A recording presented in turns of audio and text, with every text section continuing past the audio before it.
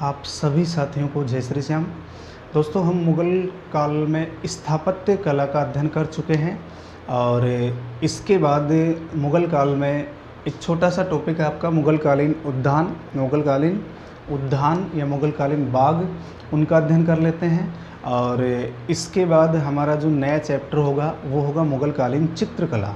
मुग़ल काल में चित्रकला का क्या विकास हुआ। यद्यपि जो चित्रकला की शुरुआत है वो मुख्य रूप से हुमायूं की समय होगी। चित्रकला की शुरुआत किसके समय होगी? हुमायूं।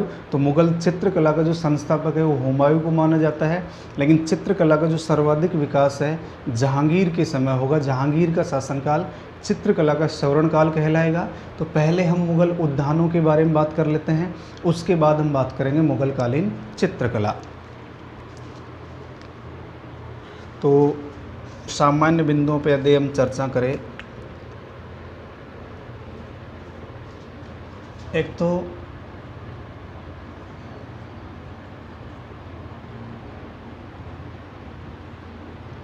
मुग़लकालीन बागों को सोपान उद्यान भी कहा गया।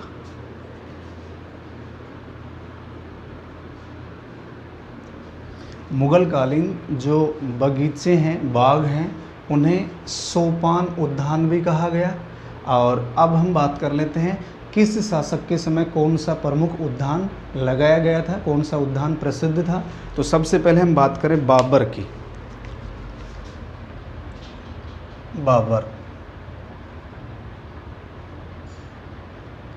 बाबर के समय मुख्य रूप से दो उद्यान हैं। एक तो नंबर 1 आराम बाग अथवा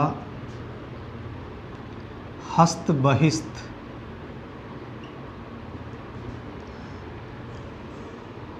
आराम बाग अथवा हस्त बहिस्त, और ये कहाँ? आगरा में।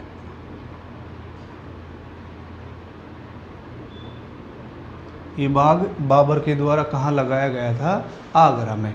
इसके बाद एक है बाग ए नीलोफर। बाग ए नीलोफर या कमल उद्यान भी कह सकते हैं इसे। ये लगाया गया था धौलपुर में, राजस्थान, धौलपुर राजस्थान में। इसी प्रकार बाबर के बाद यदि हम बात करें अकबर की, अकबर ने अंगूरी बाग का निर्माण करवाया था। अकबर के द्वारा कौन सा बाग का निर्माण करवाया गया था? अंगूरी बाग, जो कहाँ है? आगरा में। तो इसके समय अंगूरी बाग,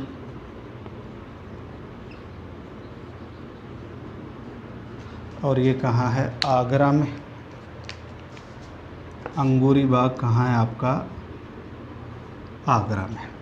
इसके बाद यदि हम बात करें जहांगीर की, जैसे नंबर 3 बात करें,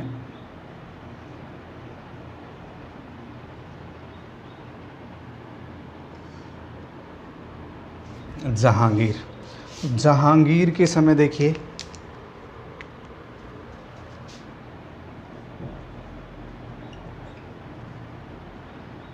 शालीमार बाग,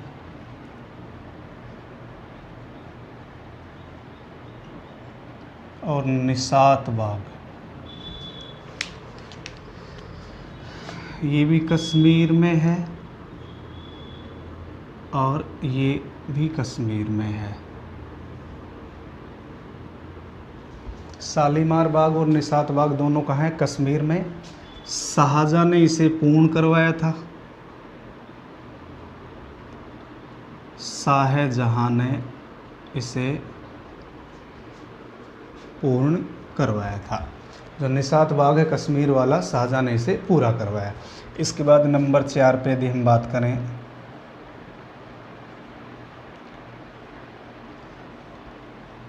शाहजहाँ, शालीमार बाग,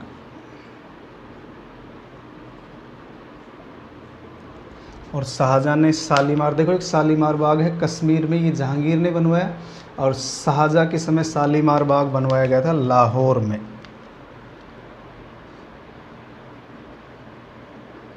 ये कहाँ बनवाया गया था? लाहौर में। इसके बाद शाहजहाँ के समय एक उद्यान और है, चश्मा ए शाही उद्यान, चश्मा ए शाही उद्यान,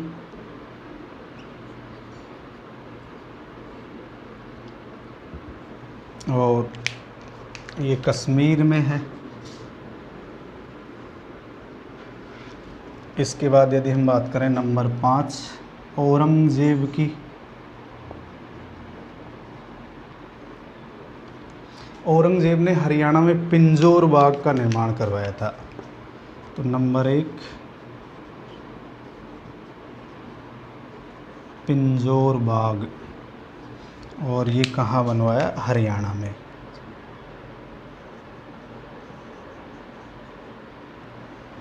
इसी प्रकार ये जो औरंगजेब है, औरंगजेब की पुत्री जेबू निसा, जेबू निसा ने लाहौर में चाहार बुर्जी बाग बनवाया था, चाहार बुर्जी।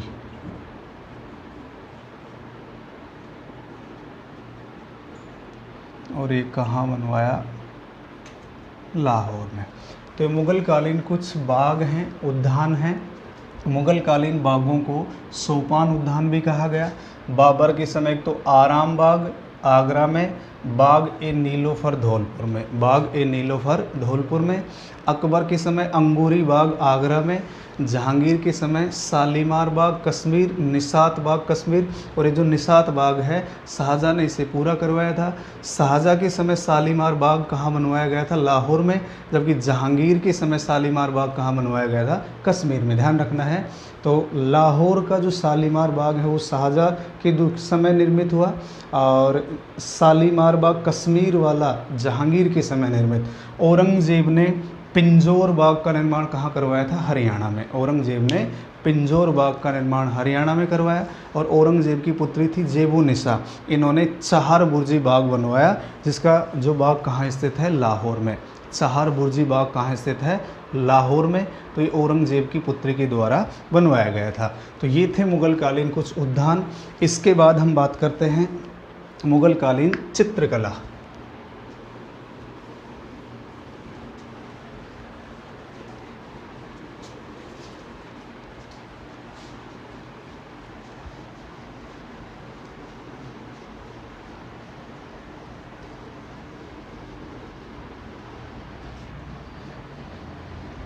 इसके बाद अगला टॉपिक है अपना मुग़ल कालीन चित्रकला।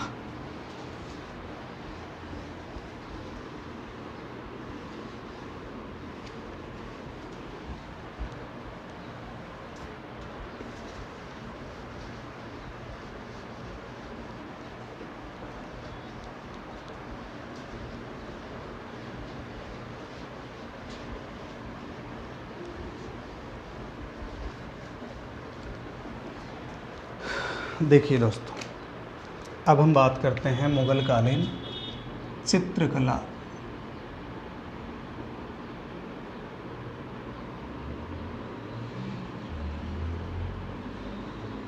मुग़ल कालीन चित्रकला। यद्यपि इस्लाम में चित्रकला का निषेध है, या इस्लाम चित्रकला का निषेध करता है, लेकिन फिर भी मुग़ल शासकों के द्वारा चित्रकला को बढ़ावा दिया गया। मुग़ल काल में चित्रकला का विकास हुआ, और मुग़ल कालीन चित्रकला का जो संस्थापक है हुमायूं को माना जाता है। जबकि मुग़ल काल में चित्रकला का सर्वाधिक विकास किसके समय होगा? जहांगीर के समय। जहांगीर का शासनकाल चित्रकला का स्वर्ण काल कहलाता है। जहांगीर स्वयं भी चित्रकला का पारखी था, स्वयं भी वो चित्रकला का पारखी था, क्योंकि जहांगीर खुद कहा करता था कि मेरे सामने कोई भी चित्र प्रस्तुत किया जाए, मैं चित्र को देखकर बता सकता हूँ कि ये चित्र उस चित्रकार ने बनाया है। इसके अलावा जहांगीर ने यहाँ तक कहा है कि एक चित्र में अनेक चित्रकारों का महत्वपूर्ण योगदान होता है। एक मान लीजिए एक चित्र है और उस चित्र को अनेक चित्रकारों ने मिलकर के बनाया है, तो भी जहांगीर ने क्या कहा कि मैं चित्र को देख करके बता सकता हूँ कि किस चित्रकार ने चित्र का कौन सा भाग बनाया है। इसीलिए जिस प्रकार से स्थापत्य कला का सर्वाधिक विकास शाहजहाँ के समय होता है, स्थापत्य कला का स्वर्ण काल शाहजहाँ के काल को कहा जाता है, उसी प्रकार चित्रकला का स्वर्ण काल किसके काल को कहा जाता है? जहांगीर के काल को। तो पहले हम चित्रकला से संबंधित कुछ 5-7 बिंदु हैं उनका अध्ययन करते हैं। उसके बाद बाबर के समय कौन चित्रकार था, हुमायूं के समय कौन था, जो भी शासक होंगे उनके समय किस प्रकार चित्रकला का विकास होता है उनका हम अध्ययन कर लेंगे। तो चित्रकला में यदि हम बात करें, एक तो इस्लाम में चित्रकला का निषेध है या इस्लाम चित्रकला का निषेध करता है। इस्लाम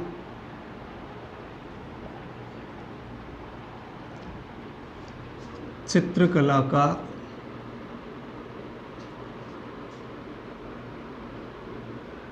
निषेध करता है, फिर भी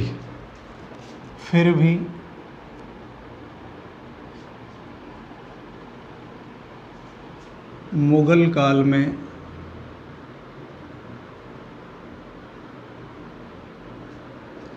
चित्रकला का विकास हुआ, यानी मुगल शासकों ने चित्रकला को बढ़ावा दिया। जैसे औरंगजेब की यदि हम बात करें, औरंगजेब के शासनकाल में चित्रकला का पतन हो जाएगा। जैसे कहा जाता है कि जहांगीर की मृत्यु के पश्चात मुगलकालीन चित्रकला भी मर चुकी थी, यानी लगभग वो समाप्त हो चुकी थी, क्योंकि औरंगजेब चित्रकला का शत्रु था। औरंगजेब ने इस्लाम के विरोध में मानकर या इस्लाम के विरुद्ध मानकर चित्रकला को बंद करवा दिया था। वो हम आगे चर्चा करेंगे। तो इस्लाम चित्रकला का निषेध करता है, फिर भी मुगल काल में चित्रकला का विकास हुआ। हुमायूं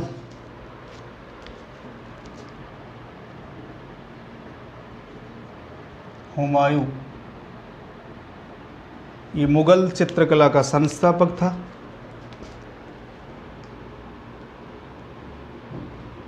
मुगल चित्रकला का संस्थापक। मुगल चित्रकला का संस्थापक कौन था? हुमायूं। हुमायूं को मुगल चित्रकला का संस्थापक माना गया। जबकि चित्रकला का सर्वाधिक विकास या चित्रकला का स्वर्ण काल किसके काल को कहा जाएगा? जहांगीर के शासनकाल को। यदि हम अकबर की बात करें, अकबर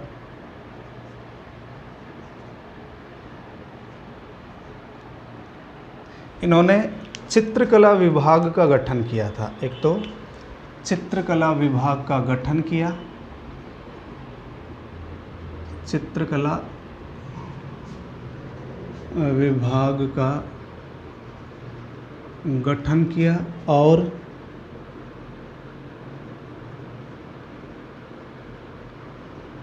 अब्दुसमद को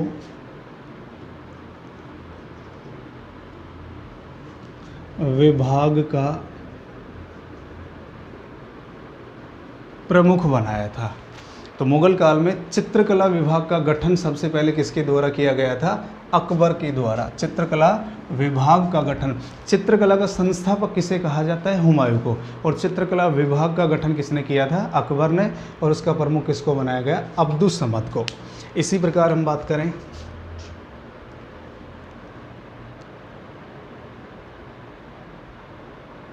जैसे अकबर की बात करें, अकबर ने कहा था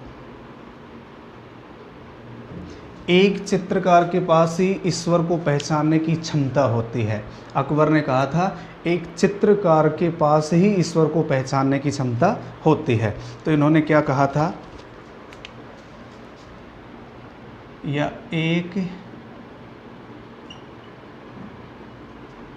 चित्रकार के पास ही ईश्वर को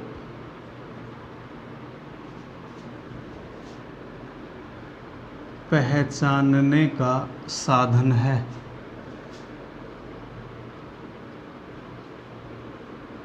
एक चित्रकार के पास ही ईश्वर को पहचानने का साधन है, ये किसने कहा था? अकबर ने।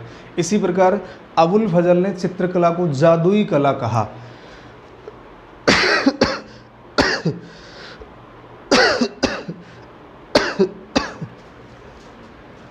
अबुल फजल।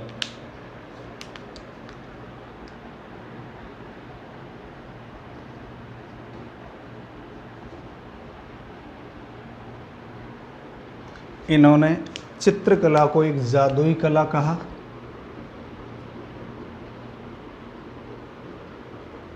कला को एक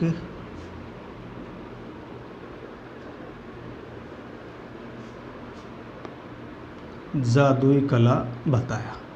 अब चित्रकला का जो सर्वाधिक विकास है वो जहांगीर के समय होता है, इसलिए जहांगीर का शासनकाल मुगल चित्रकला का स्वर्ण काल कहलाता है। जहांगीर की यदि हम बात करें, जहांगीर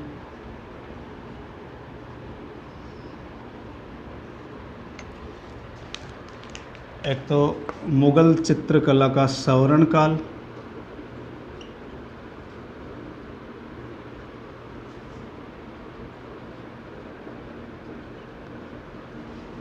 इसी के समय चित्रकला का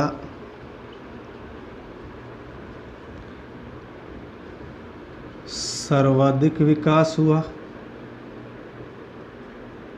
इसी के समय चित्रकला का सर्वाधिक विकास हुआ और ये स्वयं चित्रकला का पारखी था। स्वयं चित्रकला का पारखी था। तो मुगल काल में चित्रकला का सर्वाधिक विकास जहांगीर के समय हुआ। चित्रकला का स्वर्ण काल कहलाता है। चित्रकला का सर्वाधिक विकास हुआ, स्वयं चित्रकला का पारखी था। कौन? जहांगीर। इसी प्रकार देखिए एक शब्द आता है पोट्रायट।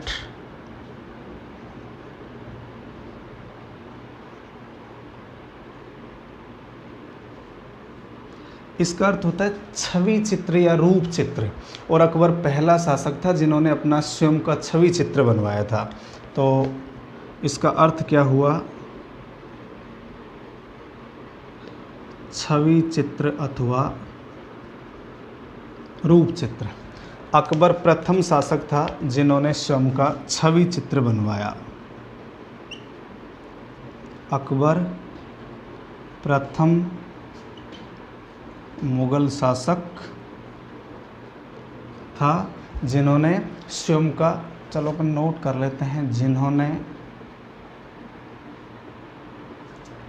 स्वयं का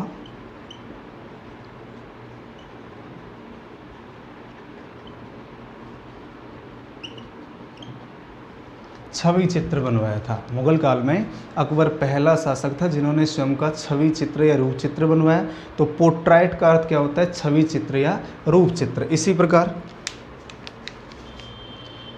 टेम्पेरा विधि,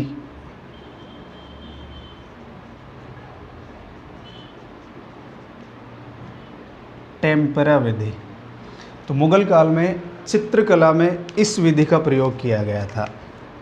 चित्रकला में या चित्रकला के निर्माण में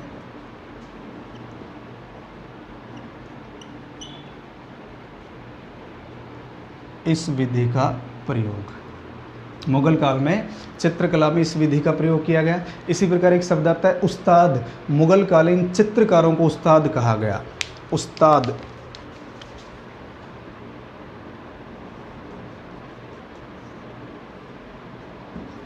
चित्रकारों को उस्ताद कहा गया।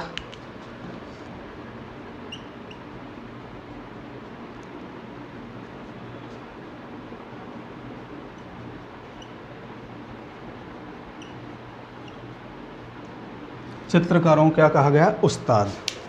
एक शब्द आता है मुरक्का।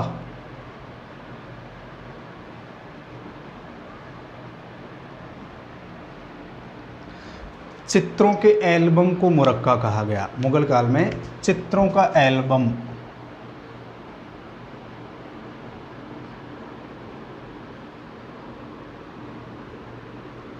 चित्रों का जो एल्बम है मुगल काल में उसे क्या कहा गया? मुरक्का।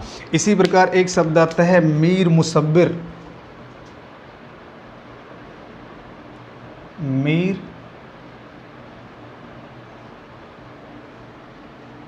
मुसब्बिर यानी साम्राज्य में मुख्य जो पद होता था चित्रकार का, चित्रकला से संबंधित जो मुख्य पद होता था उसे मीर मुसव्विर कहा गया। तो साम्राज्य में मुख्य चित्रकार का जो पद होता था उसे मीर मुसव्विर कहा गया। साम्राज्य में मुख्य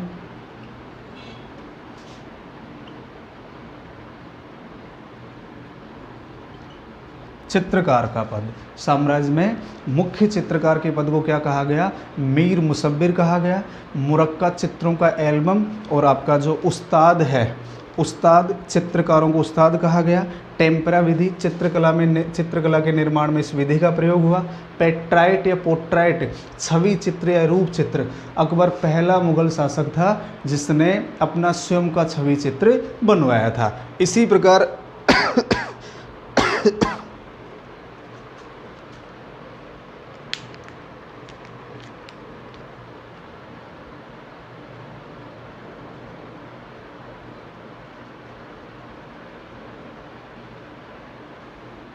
मुगल काल में महिला चित्रकार, मुगल काल में महिला चित्रकार कौन कौन थी?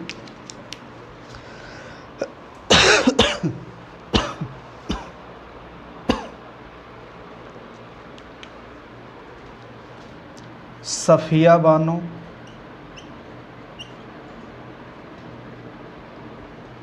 रुकियम बानो और नादिरा बानो।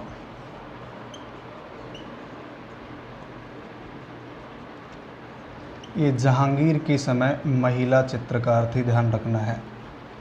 महिला चित्रकारों की बात करें, सफ़िया बानो, रुकियम बानो और नादिरा बानो, ये महिला चित्रकार किसके समय थी? अकबर के समय। तो यद्यपि इस्लाम चित्रकला का निषेध करता है, फिर भी मुगल काल में चित्रकला का विकास हुआ। मुगल चित्रकला का संस्थापक हुमायूं को माना जाता है, जबकि सर्वाधिक विकास किसके समय? जहांगीर के समय। चित्रकला विभाग का सबसे पहले गठन किसने किया? अकबर ने। और इसका प्रमुख किसको बनाया गया था? अब्दुस समद को। इसका प्रमुख किसे बनाया गया था? अब्दुस समद को। तो ये सामान्य जानकारियाँ हैं मुगल कला से संबंधित। मुरक्का चित्रों का एल्बम, मीर मुसव्विर, साम्राज्य में मुख्य चित्रकार का जो पद था वो क्या कहलाता था? मीर मुसव्विर। एक बार आप इसका स्क्रीनशॉट ले लीजिए, इसके बाद हम आगे बात करते हैं।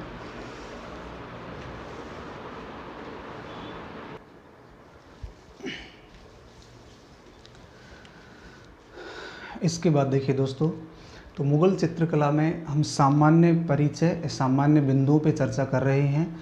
इसी प्रकार अकबर पहला मुगल शासक था जिसने यूरोपीय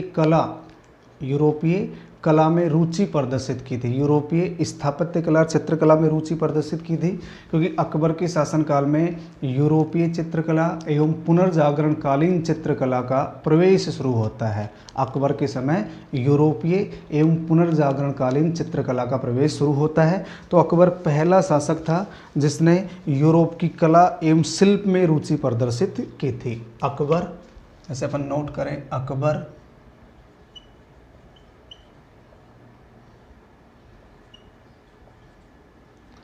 प्रथम मुगल शासक था जिसने यूरोप की शिल्प कला में रुचि ली। इसी प्रकार अकबर के समय यूरोपीय चित्रकला और पुनर्जागरणकालीन चित्रकला का प्रवेश शुरू हुआ। अकबर के समय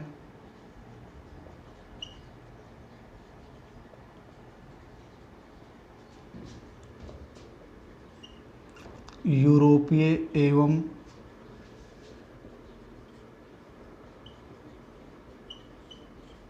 पुनर्जागरणकालीन चित्रकला का प्रवेश हुआ।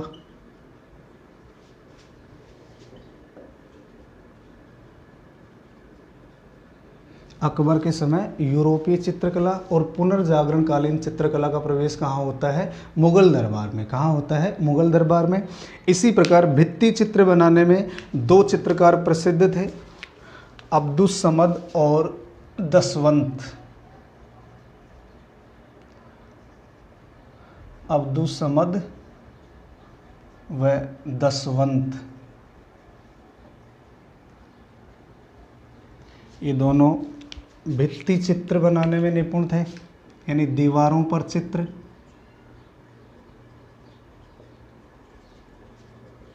बनाने में निपुण थे। भित्ति चित्र बनाने में निपुण कौन कौन माने गए? अब्दुसमद और दसवंत, अब्दुसमद और दसवंत। लेकिन मुगल काल में तैल चित्रकला, ऑयल पेंटिंग का विकास नहीं हो सका था। मुगल काल में तैल चित्रकला का विकास नहीं हो सका था।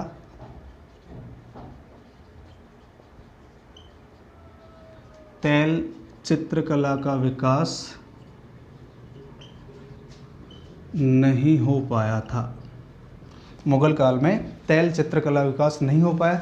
इसी प्रकार चित्र के साथ साथ हस्ताक्षर अंकित करना मुगलों की देन है। चित्र के साथ अपने हस्ताक्षर अंकित करना मुगल चित्रकला की प्रमुख देन है। और केशवदास या केशुदास एकमात्र व्यक्ति है जिसके हस्ताक्षर देवनागरी लिपि में है, जिसके हस्ताक्षर देवनागरी लिपि में है। तो चित्र के साथ हस्ताक्षर अंकित करना मुगलों की देन है। चित्र के साथ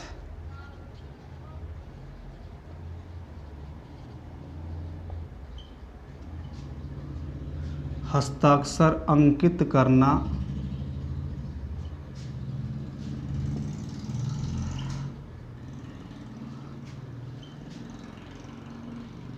मुगलों की देन है। चित्र के साथ हस्ताक्षर अंकित करना मुगलों की देन है।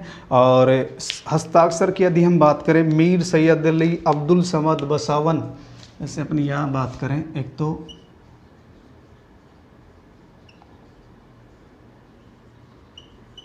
मीर सैयद अली अब्दुल समद और बसावन, इनकी जो हस्ताक्षर हैं वो तो है फारसी भाषा में। मीर सैयद अली अब्दुल समद और बसावन, इनकी जो हस्ताक्षर है वो कौन सी भाषा में है? फारसी भाषा में। और देवनागरी लिपि में एकमात्र हस्ताक्षर किसका है? केशवदास या केशुदास का। केशवदास या केशुदास, केशवदास अथवा केशुदास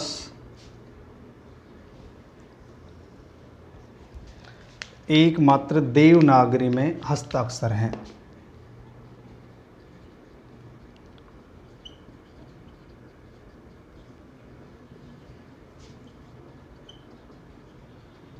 एकमात्र देवनागरी में इसके हस्ताक्षर हैं। अब्दुल समद और जो दसवंत है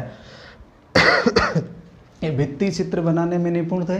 इसी प्रकार मुगल काल में तैल चित्रकला का विकास नहीं हो पाया था।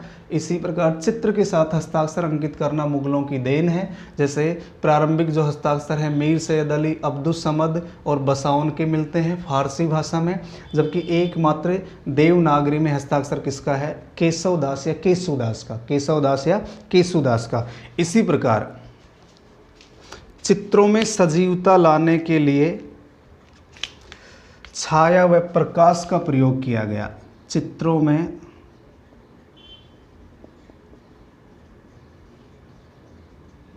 सजीवता लाने के लिए छाया व प्रकाश का प्रयोग किया गया।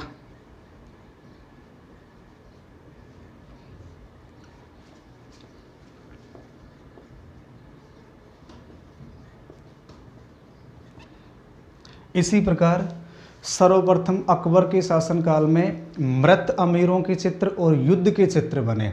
अकबर के शासनकाल में, यानी प्रथम बार या सर्वप्रथम अकबर के शासनकाल में युद्ध के चित्र और मृत अमीरों के चित्र बनाए गए। सर्वप्रथम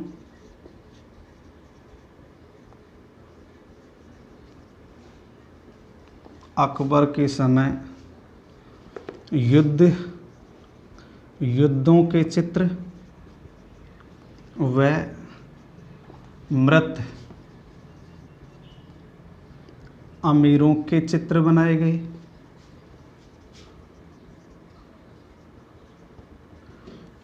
यानी युद्धों के चित्रों की शुरुआत और मृत अमीरों के चित्रों की शुरुआत किसके समय होती है? अकबर के समय। इसी प्रकार चित्रकला की प्रकृति,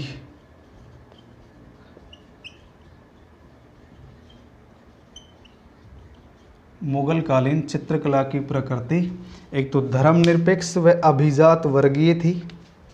धर्मनिरपेक्ष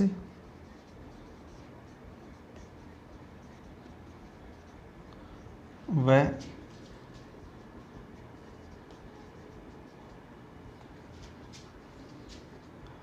अभिजात वर्गीय थी। तो मुगल काल में चित्रकला की जो प्रकृति है वो धर्मनिरपेक्ष एवं अभिजात वर्गीय थी। और चित्रकला मूलतः पांडुलिपि कला से विकसित होती है। मूलतः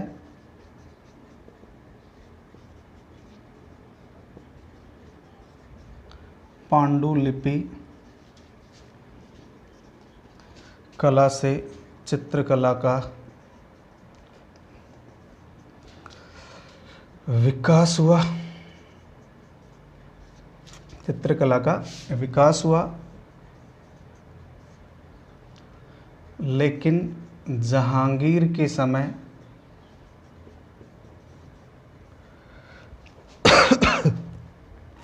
जहांगीर के समय इसका स्थान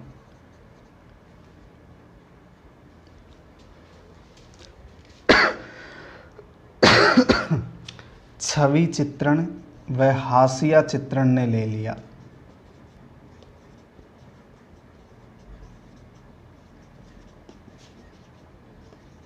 हाशिया चित्रण ने ले लिया। अब देखिए, पुनः देखिए एक बार, तो अकबर पहला मुगल शासक था जिसने यूरोप की शिल्प कला में रुचि ली। अकबर के समय यूरोपीय एवं पुनर्जागरणकालीन चित्रकला का प्रवेश होता है। अब्दुस्समद और दशवंत ये भित्ति चित्र बनाने में निपुण थे। इसी प्रकार तैल चित्रकला का मुगल काल में विकास नहीं हो पाया था। तैल चित्रकला का मुगल काल में विकास नहीं हो पाया। चित्र के साथ हस्ताक्षर अंकित करना, चित्र के साथ साथ अपने हस्ताक्षर अंकित करना, ये मुगलों की देन है। जैसे मीर सैयद अली, अब्दुस्समद बसावन, इनके हस्ताक्षर फारसी में मिलते हैं। और केशव दास या केशुदास एकमात्र चित्रकार जिनका हस्ताक्षर देवनागरी में मिलता है। चित्रों में सजीवता लाने के लिए छाया व प्रकाश का प्रयोग देखने को मिलता है। सर्वप्रथम अकबर के समय एक तो युद्धों के चित्र, एक मृत अमीरों के चित्र बनाए गए। चित्रकला की प्रकृति धर्मनिरपेक्ष व अभिजात वर्गीय थी। मूलतः जो चित्रकला थी पांडुलिपि कला से विकसित होती है। मूलतः पांडुलिपि कला से चित्रकला का विकास हुआ, लेकिन जहांगीर के समय इसका स्थान किसने ले लिया? छवि चित्रण और हाशिया चित्रण ने ले लिया। यद्यपि छवि चित्रण की हम बात करें, सबसे पहले स्वयं का चित्र बनवाने की जो परंपरा है वो अकबर ने शुरू की थी। किसने शुरू की थी? अकबर ने शुरू की थी। लेकिन जो पांडुलिपि कला थी, पांडुलिपि कला से चित्रकला का विकास होता है मुगल काल में। जहांगीर के समय उसका स्थान कौन ले लेता है? छवि चित्रण और हाशिया चित्रण ले लेता है। तो ये चित्रकला से संबंधित कुछ सामान्य जानकारी थी। अब हम बात करेंगे मुगल काल में किस शासक के समय कौन चित्रकार था और क्यों प्रसिद्ध था। तो एक बार आप इसका स्क्रीनशॉट ले लीजिए।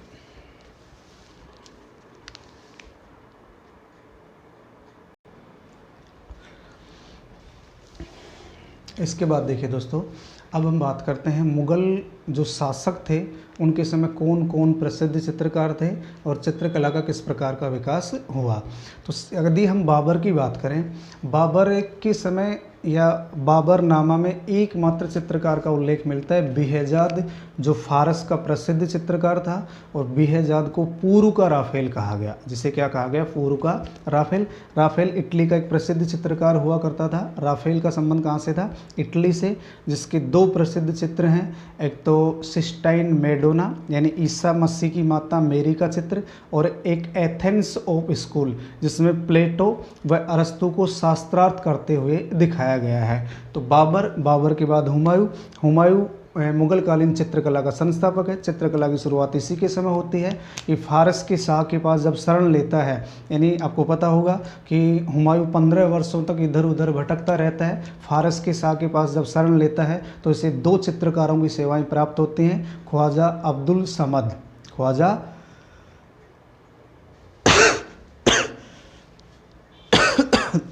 अब्दुल समद और मीर सैयद अली, उनके बारे में हम अलग से अध्ययन करेंगे। तो सबसे पहले हम बात करते हैं बाबर। बाबर के समय 2 लाइनें हैं बाबर के समय। बाबर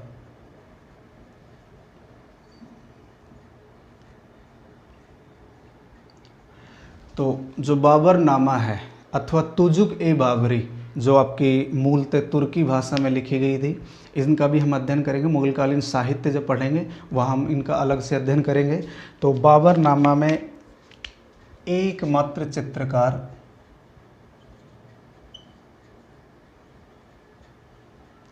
बाबरनामा में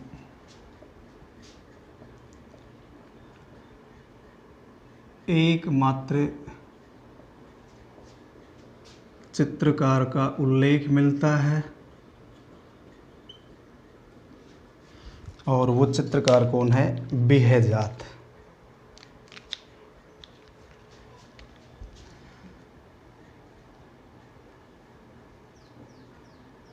बेहजाद। और ये जो बेहजाद था ये फारस का प्रसिद्ध चित्रकार था। बेहजाद फारस का प्रसिद्ध चित्रकार था और इस बेहजाद को पुरू का राफेल कहा गया। इसे क्या कहा गया?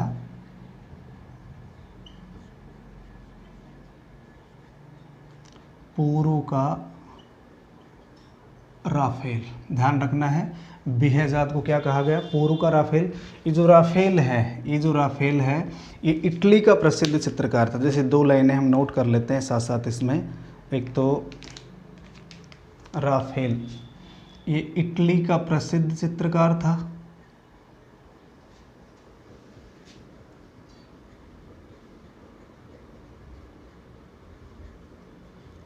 यानी पुरू का राफेल तो किसे कहा जाता है? बेहजाद को। तो राफेल कौन है? राफेल इटली का प्रसिद्ध चित्रकार था और इसके जो प्रमुख चित्र हैं, इसके प्रमुख चित्र हैं Athens of school,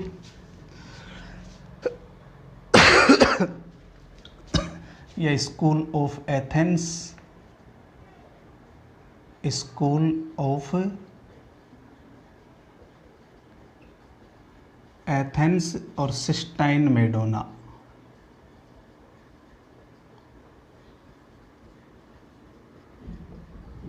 cysteine Madonna. तो स्कूल ऑफ एथेंस ये जो चित्र है इसमें अरस्तु और प्लेटो को शास्त्रार्थ करते हुए दिखाया गया है। ये दार्शनिक थे यूनान के, इनको शास्त्रार्थ करते हुए दिखाया गया इसमें।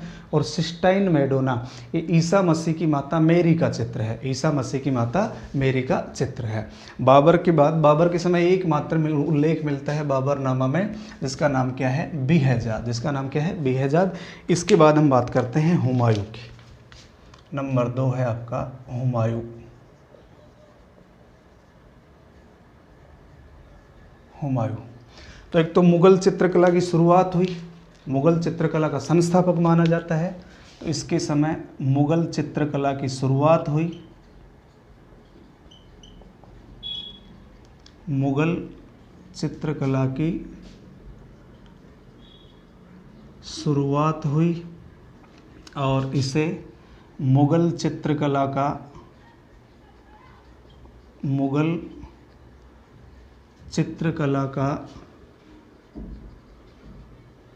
संस्थापक माना जाता है।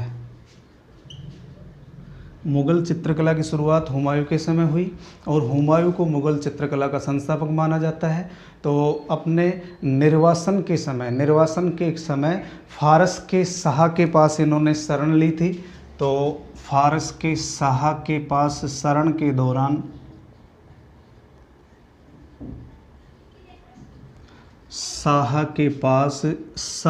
दौरान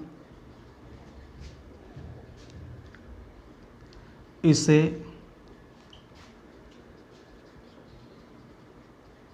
दो चित्रकारों की सेवाएं प्राप्त हुई। इसे दो चित्रकारों की सेवाएं प्राप्त होती है जब ये फारस के शाह के पास शरण लेता है। अब देखिए इसके समय दो जो चित्रकार थे वो कौन कौन से हैं। एक तो है मीर सैयद अली, पहला कौन सा है, हम अलग अलग अध्ययन कर लेते हैं दोनों का। मीर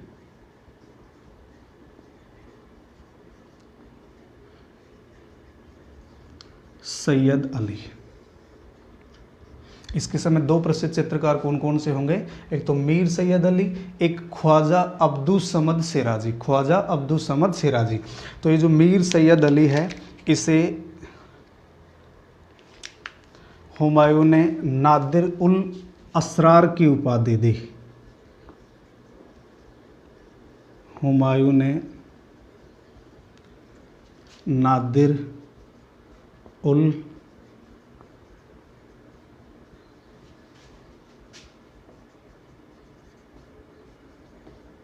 असरार की उपाधि दी। तो हुमायूं ने मीर सैयद अली को कौन सी उपाधि दी, नादिर उल असरार। और ये जो मीर सैयद अली था ये बिहेजाद का शिष्य था, ये बिहेजाद का शिष्य था।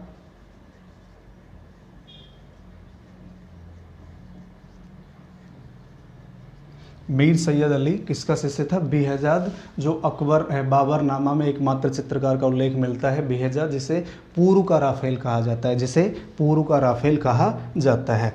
और ये चित्रकला के साथ साथ एक कवि भी था, चित्रकार के साथ साथ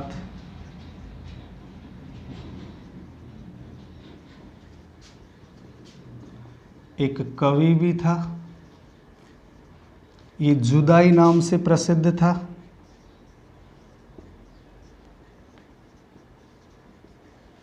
नाम से प्रसिद्ध था। तो चित्रकार के साथ साथ ये एक कवि था, चित्रकार के साथ साथ मीर सैयद अली एक कवि था। ये जुदाई के नाम से प्रसिद्ध था। इसी प्रकार ये जो दोनों हैं, दोनों कौन कौन, एक तो सैयद अली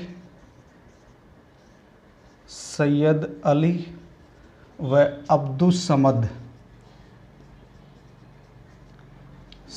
ने मिलकर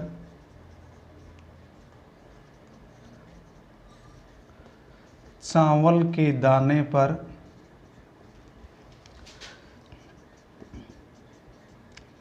चौगान का मैदान बना दिया था।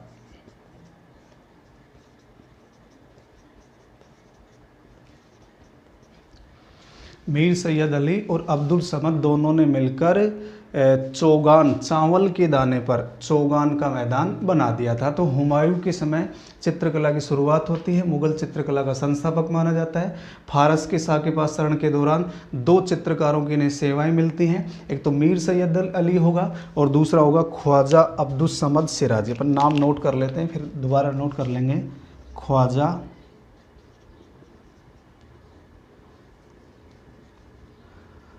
अब्दुल समद सिराजी,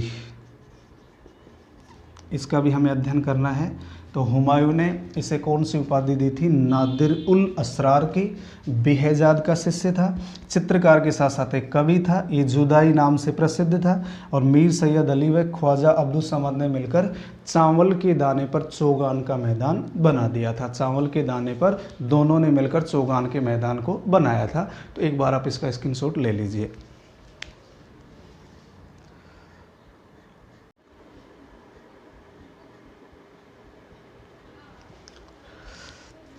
देखिए दोस्तों, हम हुमायूं के समय चित्रकला की बात कर रहे हैं। तो हुमायूं के समय, इससे पहले यानी ख्वाजा अब्दुल समद सिराजी से पूर्व हमने मीर सैयद अली का अध्ययन कर लिया है। और मीर सैयद अली को हुमायूं के द्वारा नादिर उल असरार या नादिर उल असर की उपाधि दी गई थी। वो बिहेजाद का शिष्य था, बिहेजाद का शिष्य था। इसके बाद दूसरा प्रमुख चित्रकार कौन सा है इनके समय, ख्वाजा अब्दुल समद सिराजी। ये फारस का निवासी था और हुमायूं ने इसे कौन सी उपाधि दी, सीरी कलम की उपाधि दी। हुमायूं ने मीर सैयद अली को कौन सी उपाधि दी थी, नादिर उल असर या नादिर उल असरार, जबकि इसे कौन सी उपाधि दी, ख्वाजा अब्दुल समद सिराजी को सीरी कलम की। हुमायूं और अकबर को चित्रकारी सिखाने वाला चित्रकार कौन था, ख्वाजा अब्दुल समद सिराजी। हुमायूं व अकबर को चित्रकारी किस चित्रकार ने सिखाई थी, ख्वाजा अब्दुल समद ने। इसने कुरान का 112वां अध्याय है जिसका नाम है कुकुर मुत्ता, कुरान का 112वां अध्याय, जिसका नाम है कुकुर मुत्ता, उसको फूल के बीज पर लिखा था, उसे फूल के बीज पर इन्होंने लिखा था। अकबर ने भी इन्हें सीरी कलम की उपाधि दी। इसी प्रकार अकबर ने इनको मुल्तान का दीवान बनाया था और फतेहपुर सीकरी टकसाल का प्रमुख बनाया। तो हुमायूं के समय हमें दो ही चित्रकार पढ़ने हैं, एक तो ख्वाजा अब्दुल समद सिराजी और एक मीर सैयद अली। मीर सैयद अली का हम अध्ययन कर चुके हैं। मुगल चित्रकला की शुरुआत हुमायूं के समय होती है, जिसे चित्रकला का संस्थापक माना जाता है। तो ख्वाजा अब्दुल समद सिराजी फारस का निवासी, हुमायूं ने इसको सीरी कलम की उपाधि दी और मीर सैयद अली को नादिर उल असर या नादिर उल असरार की उपाधि दी गई थी। हुमायूं व अकबर को चित्रकारी सिखाने वाला चित्रकार कौन था? ख्वाजा अब्दुल समद।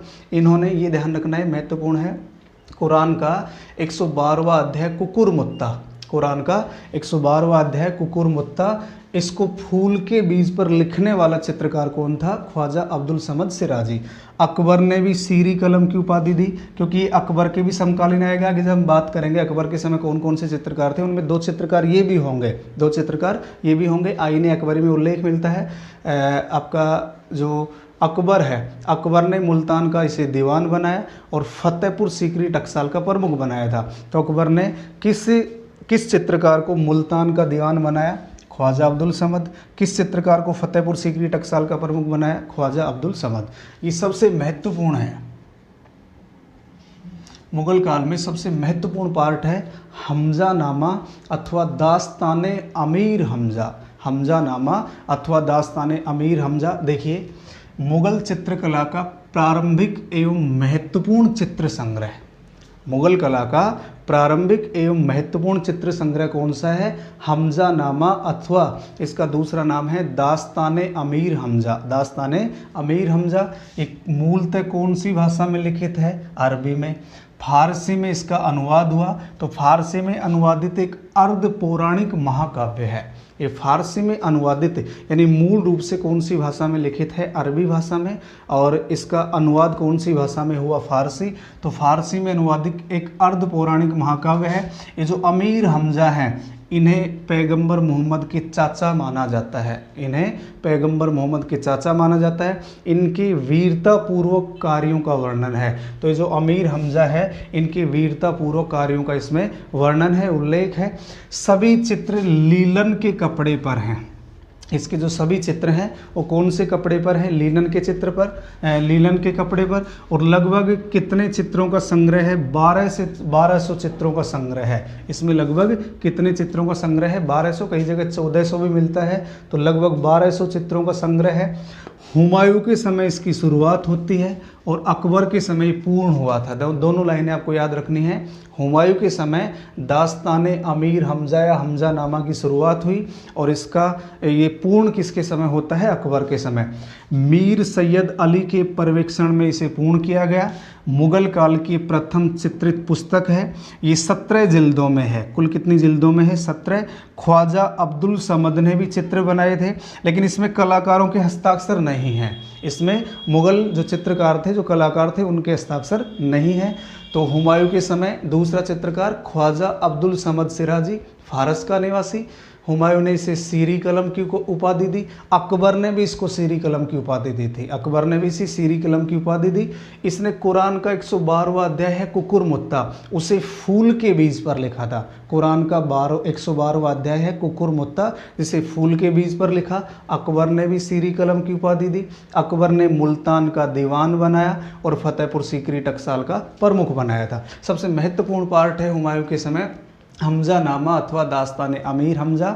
अमीर हमजा को मोहम्मद साहब का चाचा माना जाता है। उनके वीरतापूर्वक किए गए कार्यों का इसमें उल्लेख है। मुगल चित्रकला का प्रारंभिक और महत्वपूर्ण चित्र संग्रह है। ये मूल रूप से अरबी में लिखित है, मूल रूप से अरबी में।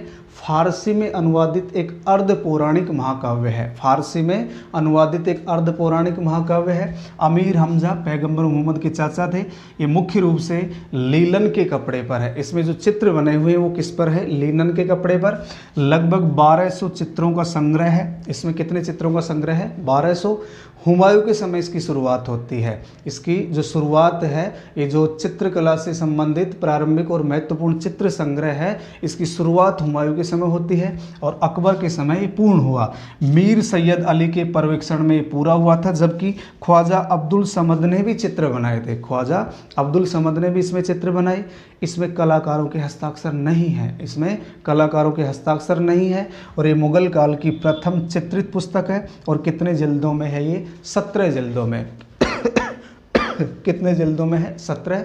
तो हमने इस पहले वीडियो में मुग़ल चित्रकला में हुमायूं और बाबर के समय की बात की है। सामान्य बातें हैं। हुमायूं और बाबर के समय तो केवल एक ही चित्रकार का उल्लेख मिलता है, बेहजाद, जिसे पूर्व का राफेल कहा गया। बाबरनामा में एक ही चित्रकार का उल्लेख मिलता है, बेहजाद, जिसे पूर्व का राफेल कहा गया। राफेल के बारे में मैंने आपको बता दिया, इटली का चित्रकार था। उसके 2 प्रमुख चित्र थे, एक स्कूल ऑफ एथेंस, एथेंस का स्कूल, और एक है cysteine Madonna. Cysteine Madonna Humayun के समय चित्रकला की शुरुआत हुई। हुमायूं मुगल चित्रकला का संस्थापक माना जाता है। फारस के शाह के पास शरण के दौरान इसे 2 चित्रकारों की सेवाएं मिलती हैं, एक तो ख्वाजा अब्दुल समद सिराजी और दूसरा कौन था? मीर सैयद अली। मीर सैयद अली को इन्होंने नादिर उल असर की उपाधि दी और इसे सीरी कलम की उपाधि से सम्मानित किया गया। और हुमायूं के समय इसकी शुरुआत होती है। हमजा नामा अथवा दास्तान अमीर हमजा महत्वपूर्ण है, कई बार एग्जाम में इसमें से क्वेश्चन पूछे जा चुके हैं। और इसका जो ये जो पूर्ण है, पूर्ण किसके समय होता है? अकबर के समय।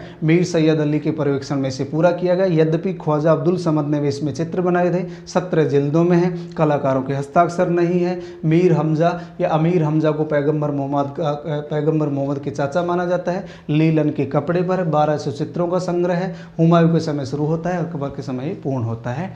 तो ये मुगल चित्रकला से संबंधित पहला वीडियो था।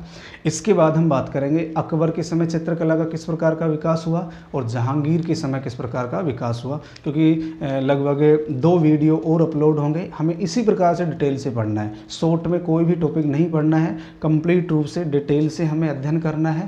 तो आज के वीडियो में इतना ही। इसके बाद कल हम बात करेंगे अकबर के समय चित्रकला और जहांगीर के समय चित्रकला। अकबर और जहांगीर कोशिश करेंगे हम इसे 2 वीडियो में और कंप्लीट करने का प्रयास करेंगे। तो आप इसका एक बार स्क्रीनशॉट ले लीजिए। आज की वीडियो में इतना ही। जय हिंद, जय भारत।